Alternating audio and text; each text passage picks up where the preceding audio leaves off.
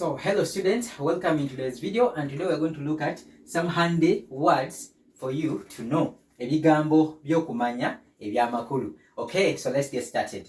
Speak louder.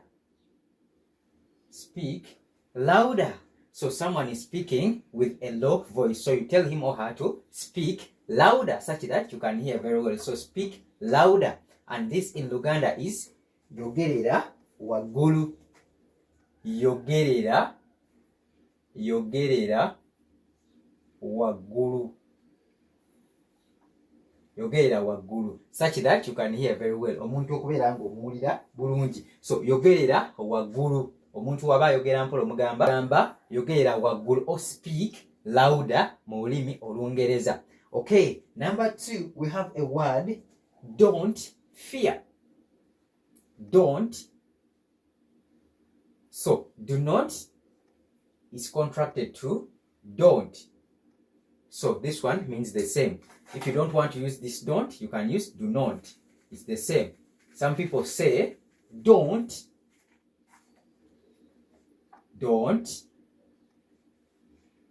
fear. Don't fear.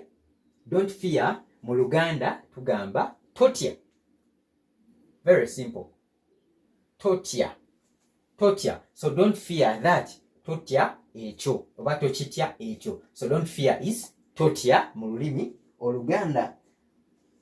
Lift up your hands. Lift, to raise something. Lift up your hand. Are we together? Lift up your hand. For example, you are in class and the teacher tells you, lift up your hand. Please, Michael, lift up your hand. And how can you say that in Luganda? Ogenda gamba, yimusa omukono go. Yimusa omukono go. One hand is omukono. 2 hands, mikono. Mikono. Are we together? 2 hands, mikono. 1 hand, omukono. So lift up your hand, yimusa omukono go. Okay, we have tell the people. Tell the people. Tell the people in Luganda. Remember we said tell is okubuulira. So tell the people, buulira abantu.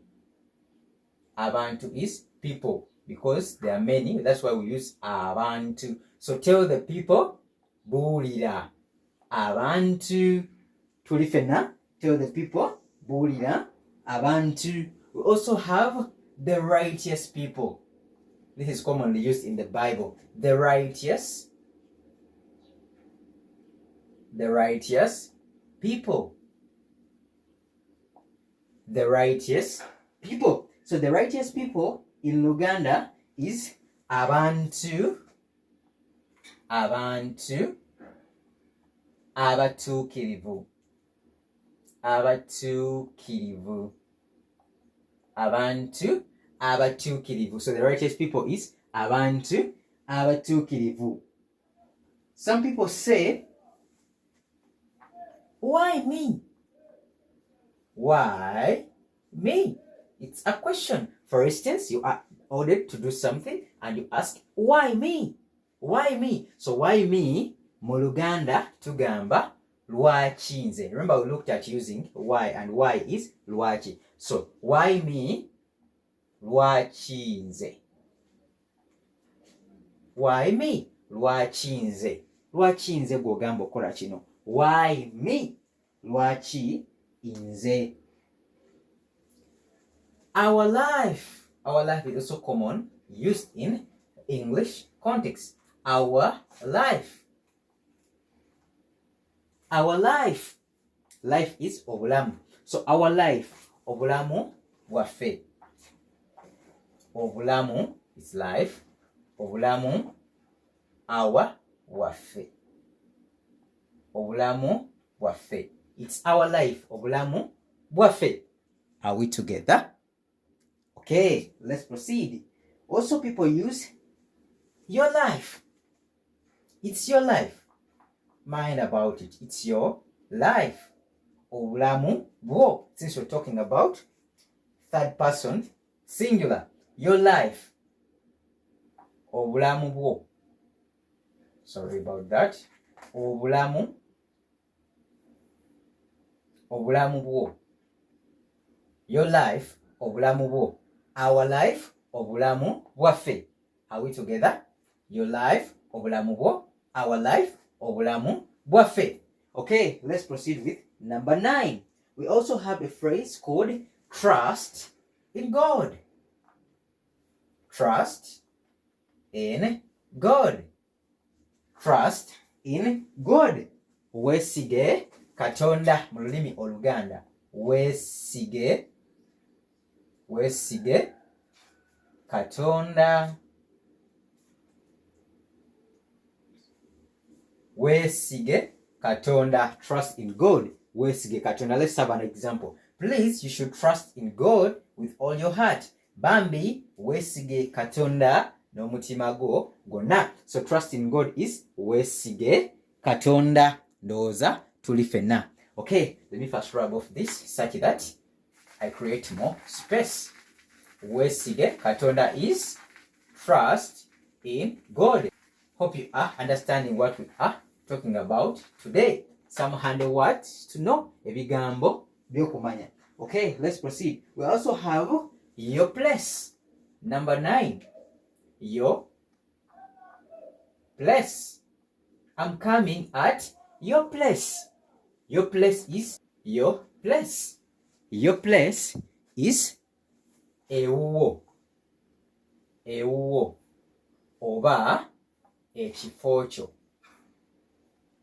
Ekifo kyo. So I'm coming at your place. Ngenda kujja ewuwo. Oba ngenda kujja mu kifo kyo. Ngenda kujja ewuwo oba ngenda kujja mu kifo kyo. Tuli ffenna. Okay, so your place, ewuwo oba ekifo kyo. Okay, we have the garden. The garden. Very common. I'm going to the garden. Ngenda kugenda mu lusuku. So garden is olusuku. Olusuku mu lulimi Oluganda. So garden, olusuku. The garden was full of weed. Olusuku lubadde lujjuddemu omuddo. So the garden is olusuku mu lulimi Oluganda. Okay, tweyongereyo. Let's proceed. The well. The well. The well in Luganda is oluzzi. Oluzzi. The well. Oluzzi. Let's have an example. The well is far. The well is far. Oluzzi luli wala. The well is far. Oluzzi luli wala. So the well is oluzzi mu lulimi Oluganda. We have the hand of God. The hand of God. The hand of God. Omukono is the hand. So omukono gwa Katonda. Omukono gwa Katonda. The hand of God. Omukono gwa Katonda. Tuli ffenna. Okay. Number 13. We have I can't hear you. I can't hear you. Someone is speaking and you don't hear him or her. You say, I can't hear you. I can't hear you. Sikuwulira. I can't hear you. We say, sikuwulira. Sikuwulira. Sikuwulira Bambi. I can't hear you. Sikuwulira bulungi. I can't hear you. I can't hear you. Sikuwulira.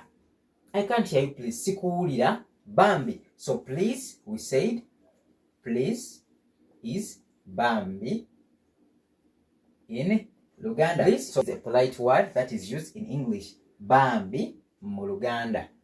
Okay, so those were the handy words I wanted you to know today. Let's meet up in the next video. And if you're new to this channel, you will learn English and Luganda with ease. Please subscribe if you do find this video amusing and share it such that many people can benefit.